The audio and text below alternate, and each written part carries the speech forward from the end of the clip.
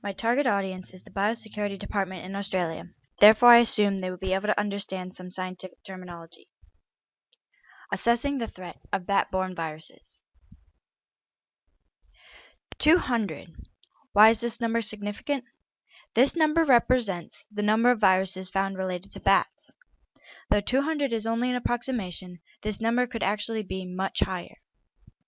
The knowledge gap for bats is equivalent to the Danyang-Kushan Grand Bridge in China, the longest bridge in the world, spanning 102 miles. For a group of animals that can harbor as many as 200 viruses, this is not where we want to be.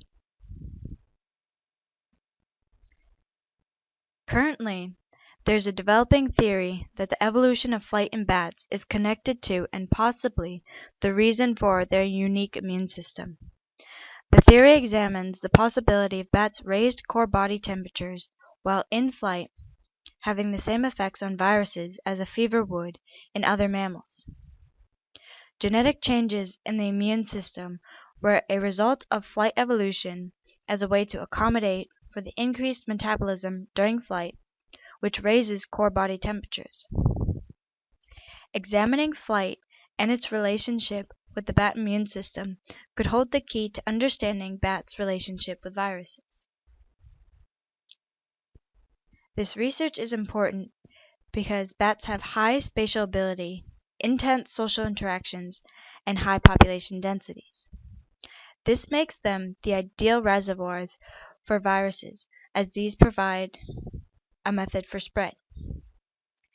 This map shows how far some bat species can travel in one night, and that often different species overlap in their foraging habits, which widens where viruses can be found.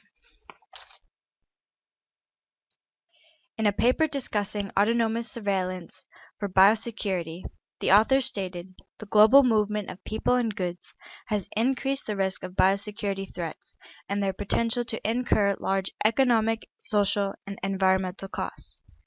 Many known spillover cases of bat-borne viruses have been linked to anthropogenic causes. The top two are urbanization, shown in yellow, and agricultural spread in green." This map shows all the areas where bats and humans share viruses. The areas with the highest number of diseases, the yellow to the red areas, have the most risk of spillover events because these areas also have the highest abundance and diversity of bats. These areas also correspond to areas of highest population densities and agricultural spread of humans seen in the previous map. Bats can cause severe disease in recipient hosts and have pandemic potential.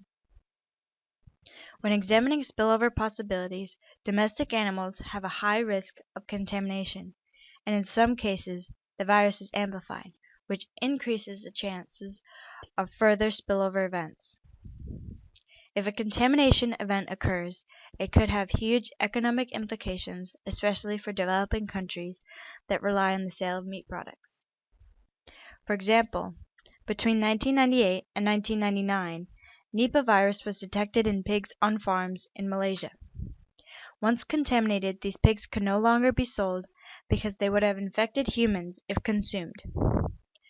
Therefore, all of the pigs had to be culled, which was a great loss for the pig farmers that depended on the sale of the meat for survival.